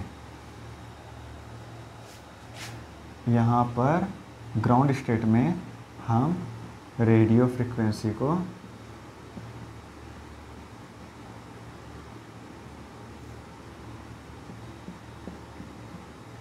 अप्लाई करेंगे। जब हम इसमें रेडियो फ्रीक्वेंसी को अप्लाई करेंगे तो होगा क्या, जब ये रेडियो फ्रीक्वेंसी को अप्लाई करेंगे, जैसे ही अब इसके अंदर जो भी न्यूक्लियाई हो, जैसे मेरा एग्जांपल कहीं यह रहता है CH3 CH2 Cl, ठीक है। तो हाइड्रो एनएमआर जब आप लेते तो यह न्यूक्लियाई है, एक हाइड्रोजन का यह न्यूक्लियाई है। तो अभी मैं आपको बाद में पता चलेगा कि दोनों न्यूक्लियाई की अपनी अपनी अलग अलग प्रिकर्सर फ्रीक्वेंसी होती है, वो मैं अभी आपको कैलकुलेट करना बाद में नेक्स्ट लेक्चर में बताऊंगा। इसकी भी कुछ प्रिकर्सर फ्रीक्वेंसी होगी, इसकी भी कुछ प्रिकर्सर फ्रीक्वेंसी होगी। अब जैसे ही हम रेडियो फ्रीक्वेंसी को अप्लाई करेंगे, जैसे इसकी रेडियो फ्रीक्वेंसी जिसके प्रिकर्सर फ्रीक्वेंसी से मैच करेगा, यदि आपको इसका रेडियो फ्रीक्वेंसी आप यहाँ से अप्लाई कर रहे हैं, जैसे ही वो इसके प्रिकर्सर फ्रीक्वेंसी के वैल्यू से मैच करेगा, आपका क्या होगा, न्यूक्लियाई यहाँ से क्या हो जाएंगे, ट्रांजिशन करेंगे, धीरे धीरे आपके क्या करेंगे, यहाँ से ऊपर जाने लगेंगे। और जैसे ही न्यूक्लियाई आपके ऊपर जाएंगे वैसे ही आपका यह सिग्नल आ जाएगा, ठीक है। पहले यदि आप मान लो इसका आपका प्रिकर्सर फ्रीक्वेंसी 100 है और इसका क्या है 200 है, ठीक है। तो फर्स्ट आप जब प्रिकर्सर फ्रीक्वेंसी, जब आप रेडियो फ्रीक्वेंसी इसमें जब आप अप्लाई करोगे तो पहले वो किससे मैच करेगा, इससे मैच करेगा, तो उसका सिग्नल दे दिया, फिर इससे मैच करेगा, फिर जैसे से तब ये जब आपका सिग्नल दे देगा, फिर आप धीरे धीरे प्रिकर्सर फ्रीक्वेंसी बढ़ाओगे, फिर इससे मैच करेगा तो इसका सिग्नल आ जाएगा। तो ऐसे आपके सिग्नल आते हैं। जैसे आप रेडियो फ्रीक्वेंसी बढ़ाओगे, आपका पहले ये न्यूक्लियाई के प्रिकर्सर फ्रीक्वेंसी से वो मैच करेगा, तो जब ये मैच करेगा तो उसके अबाउट आपका क्या होगा, न्यूक्लियाई का ट्रांजिशन होगा, धीरे धीरे न्यूक्लियाई आपके क्या करेंगे, ऊपर जाने लगेंगे। जब न्यूक्लियाई आपके ऊपर जाने लगेंगे तो आपका क्या होगा, सिग्नल आ जाएगा। लेकिन आपका कुछ ही टाइम के लिए वो सिग्नल रहता है, फिर कुछ टाइम बाद ये देखा जाता है कि दोनों के दोनों सिग्नल आपके क्या हो जाएंगे, डिसअपीयर हो जाएंगे, गायब हो जाएंगे। सोचिए क्यों गायब हो रहे हैं, ये आपके दोनों के दोनों सिग्नल कुछ टाइम के बाद गायब हो जाएंगे। ऐसा क्यों होता है, ऐसा रीज़न यह है क्योंकि हमने आपको पहले ही बताया कि स्पेक्ट्रोस्कोपी के लिए खासकर एनएमआर में आपका सिग्नल तभी आएगा जब पॉपुलेशन डिफरेंस है। और एनएमआर में पॉपुलेशन डिफरेंस क्या होता है, बहुत ही कम होता है, 8 ppm पर टेस्ला, बहुत ही कम वैल्यू है, उतने का ही डिफरेंस होता है। आज जैसे ही आप रेडियो फ्रिक्वेंसी अप्लाई करोगे, जब न्यूक्लियाई धीरे धीरे जब ऊपर जाने लगेंगे, तो यहाँ से यदि 10 मॉलिक्यूल आपके क्या हुए ऊपर गए, तो ऊपर आपके क्या हुए 500 हो गए, नीचे भी क्या हो गए 500 हो गए। कंसीडर करिए, जब न्यूक्लियाई जब रेडियो फ्रिक्वेंसी अप्लाई किए, यहाँ से ट्रांजिशन होगा, आपका सिग्नल आया, धीरे से आपका क्या आया सिग्नल आया, लेकिन ये जब ये न्यूक्लियाई जब ऊपर जाएंगे पॉपुलेशन क्या हो जाएगा सेम हो जाएगा। और जब पॉपुलेशन आपका डिफरेंस क्या हो गया तब 0 हो गया।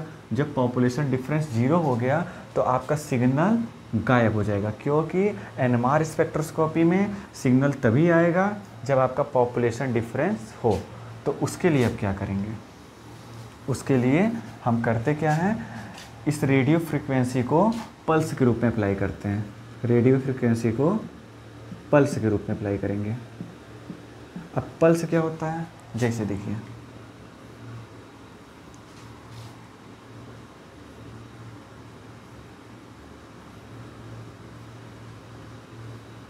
यह मतलब यह है आपका टाइम, ठीक है। जैसे इतने टाइम के लिए अप्लाई करेंगे, ठीक है, इतना टाइम के लिए रेडियो फ्रिक्वेंसी का पहले बटन ऑन किए, इतने टाइम तक। जैसे ही आपका पॉपुलेशन डिफरेंस 0 होने वाला हो, तुरंत ही उस रेडियो फ्रिक्वेंसी की जो बटन है उसे आप ऑफ कर दो, सिंपल भाषा में, ठीक है। जैसे ही 510 मॉलिक्यूल हैं, जब ये ऊपर जाना स्टार्ट कर दें, जैसे ही यहाँ पर आपका 499 मॉलिक्यूल हुआ, कितना 499 हुआ, और यहाँ पर आपका कितने हुए 501 हुए, यहाँ पर 499 हुआ, और यहाँ पर कितने हो जाए 509 मॉलिक्यूल, 501 मॉलिक्यूल हो। हाँ, पॉपुलेशन डिफरेंस आपका क्या होने वाला है, 0 होने वाला है ना। जैसे ही एक मॉलिक्यूल यहाँ जाएगा, यहाँ भी 500 हो जाएगा, यहाँ भी 500 हो जाएगा। तो जैसे ही पॉपुलेशन डिफरेंस 0 होने वाला है, तुरंत ही हम क्या कर देंगे, ऑफ कर देंगे। तो यह जो टाइम है, इस टाइम में आपका क्या होगा, वो ऑफ हो जाएगा। रेडियो फ्रिक्वेंसी क्या करेंगे, इस टाइम में ऑफ कर देंगे, और इतने टाइम के लिए हम उसे चालू रखेंगे। जैसे ही पॉपुलेशन डिफरेंस आपका 0 होने वाला है, यहाँ पर इस पॉइंट में तुरंत हम क्या कर देंगे, रेडियो फ्रिक्वेंसी बंद कर देंगे। फिर इतने टाइम के लिए बंद करेंगे, आपका क्या होगा, एक बार आपका सिग्नल आ जाएगा ऐसा। जैसे ही पॉपुलेशन डिफरेंस यदि 0 नहीं हुआ, तब ऐसा सिग्नल आपका आ जाएगा एक बार, ठीक है। फिर इतने टाइम के लिए हम क्या करेंगे, बंद करे रहेंगे। तो इस टाइम को हम लोग क्या कहते हैं, रिलैक्सेशन टाइम। इस टाइम को जितने टाइम आपका रेडियो फ्रिक्वेंसी बंद रहेगा, उसे हम कहते हैं रिलैक्सेशन टाइम। मतलब कि उतने टाइम में वो क्या हो रहा है, रिलैक्स हो रहा है। वापस आपके जो मॉलिक्यूल रहेंगे वो आपके नीचे आना चालू हो जाएंगे। रिलैक्सेशन टाइम में मॉलिक्यूल आपके ऑटोमेटिक क्या होंगे, नीचे आना चालू हो जाएंगे, ठीक है। फिर आपको जितना पॉपुलेशन डिफरेंस यदि 20 आप फर्स्ट कंडीशन में जनरेट किए हो, उतना पॉपुलेशन डिफरेंस फिर से आपको जनरेट करना होगा, अदरवाइज इसकी एरिया क्या हो सकती है, गड़बड़ आ सकती है। जैसे यदि फर्स्ट वाले में आपका पॉपुलेशन डिफरेंस 20 था, और सेकेंड वाले में आप 80 ही बस किए हो, तो आपका एरिया का रेशियो क्या होगा, कुछ घट बढ़ सकता है, तो वो आपका गलत है, ठीक है। जितना रिलैक्सेशन टाइम उतने में हम सेट करेंगे। यदि फर्स्ट में मेरा 20 का पॉपुलेशन डिफरेंस था, तो रिलैक्सेशन टाइम में जैसे 20 हो, फिर से हम क्या करेंगे, रेडियो फ्रिक्वेंसी ऑन कर देंगे। फिर से रेडियो फ्रिक्वेंसी ऑन हुआ, फिर से मॉलिक्यूल आपके क्या करेंगे, नीचे ऊपर जाना चालू हुए। जैसे ही 499 हुआ, यहाँ पर 501 हुआ, पॉपुलेशन डिफरेंस अब 0 होने वाला ही है, तुरंत हम रेडियो फ्रिक्वेंसी को यहाँ क्या किए, ऑफ कर देंगे। फिर से रिलैक्सेशन आपका चालू होगा, सेकंड सिग्नल आपका आ गया। फिर से कितने का पॉपुलेशन डिफरेंस, फिर से 20 का, यहाँ भी 20 का किए हैं। फिर जहाँ 20 का पॉपुलेशन डिफरेंस आया, फिर से आप क्या करोगे, सिग्नल फिर से ऐसे ही रेडियो फ्रिक्वेंसी पल्स को ऑन करोगे, फिर से सिग्नल आएगा। ऐसा हम लोग हाइड्रोजन एनएमआर में अबाउट 50 बार करेंगे। फिर 50 बार करने के बाद हम लोग क्या कर देंगे, उसका एक एवरेज निकाल लेंगे, क्योंकि आपका एरिया रेशियो क्या है, सबका सेम है। तो आपका जब एवरेज निकालोगे, तो उसका आपका जो सिग्नल आएगा, एक सिग्नल अच्छा का दिख जाएगा, तो वो आपका होगा, ये सिग्नल आपका आ गया।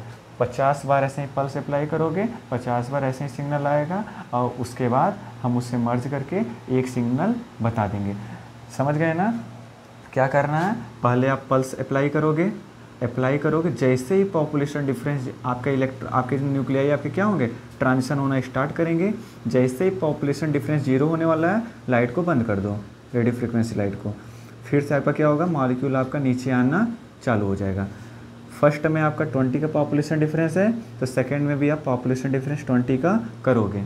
फिर 20 का पॉपुलेशन डिफरेंस हो गया, फिर आप फिर से रेडियो फ्रिक्वेंसी अप्लाई करोगे।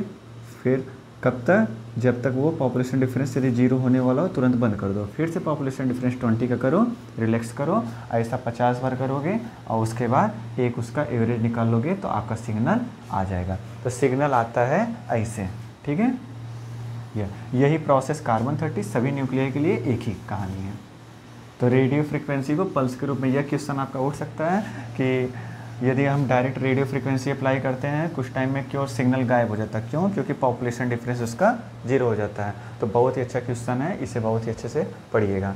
और सेकेंड क्वेश्चन, एक फार्मूला होता है हाइजेनबर्ग अनसर्टेनिटी प्रिंसिपल में, delta nu into delta t is greater or equal to h cut. इसी को एच कट को आप क्या लिख सकते हो, h upon 2 pi, where delta nu की वैल्यू क्या होती है, डेल्टा न्यू का मतलब होता है सिग्नल विड्थ, मतलब कि सिग्नल की मोटाई। और डेल्टा टी का मतलब क्या होगा, रिलैक्सेशन टाइम। रिलैक्सेशन टाइम का मतलब जब पल्स को आप अप्लाई कर दिए हो तो उसके बाद जो टाइम आप देते हो फिर से आपका पॉपुलेशन डिफरेंस जनरेट होने के लिए, उसे हम कहते हैं रिलैक्सेशन टाइम, ठीक है। तो ये हो गया आपका रिलैक्सेशन टाइम। अब आप यहाँ से फार्मूला से आपका दिख रहा होगा डेल्टा न्यू, आप इसे ऐसे भी लिख सकते हो H cut upon delta T. हाँ, तो यहाँ से आपका एक इक्वेशन बना कि यदि सिग्नल विड्थ बढ़ी तो डेल्टा टी का वैल्यू क्या होगा, घटेगा, ठीक है कि नहीं। यदि कहीं ये आपका क्या है, एंटी प्रोपोर्शनल है ना, if signal width increase then relaxation time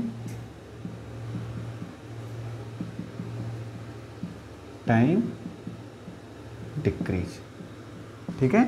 ये आपका यहाँ से फार्मूला बता रहा है, ये आपका एंटी प्रोपोर्शनल है तो यह होगा। ऐसा ऑब्जर्व भी हुआ है, आपको बता रहा हूँ कि कार्बन जो 30 है, कार्बन 30 जब आप एनमार करते हो, कार्बन को जब आइडेंटिफाई करते हो तो ये आपका लेजी होता है, बहुत लेजी का मतलब कि इससे रिलैक्सेशन, इससे ज़्यादा टाइम चाहता है अपना पॉपुलेशन डिफरेंस को क्रिएट करने के लिए, ठीक है। यदि 20 का पॉपुलेशन डिफरेंस है तो फिर से 20 का पॉपुलेशन डिफरेंस करने के लिए इसे ज़्यादा टाइम की रिक्वायरमेंट है। तो इसमें आपका जो रिलैक्सेशन टाइम होता है हाई होता है।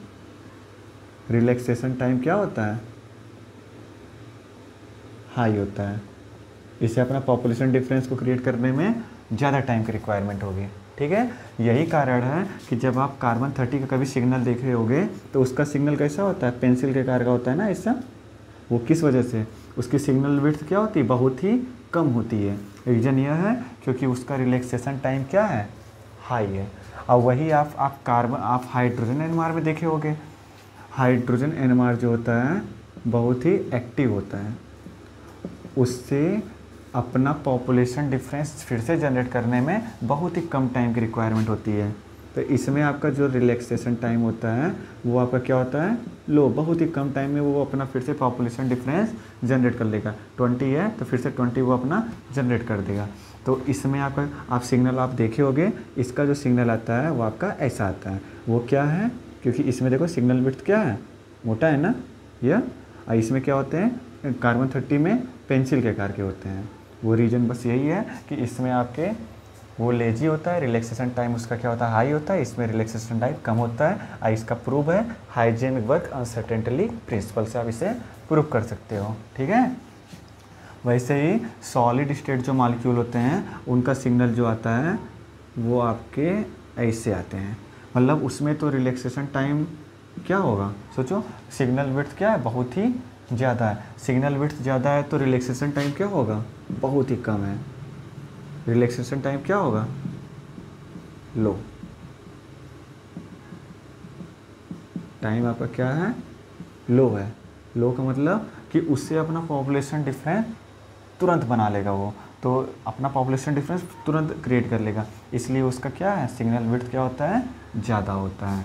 तो यह था आपका how the signal will generate and this property. ठीक है, यह था आपका पूरा एनएमआर। इसमें हमने डिस्कस किया कि एनएमआर क्या है, एनएमआर में कितने प्रकार के न्यूक्लियाई होते हैं, कौन सा न्यूक्लियाई आपका एनएमआर में सिग्नल देगा, कौन सा नहीं देगा, यह सब चीज़ों के बारे में पढ़ें।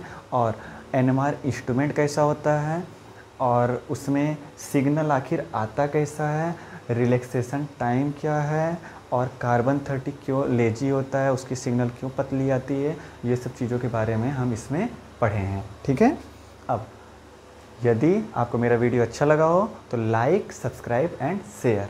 थैंक यू यार।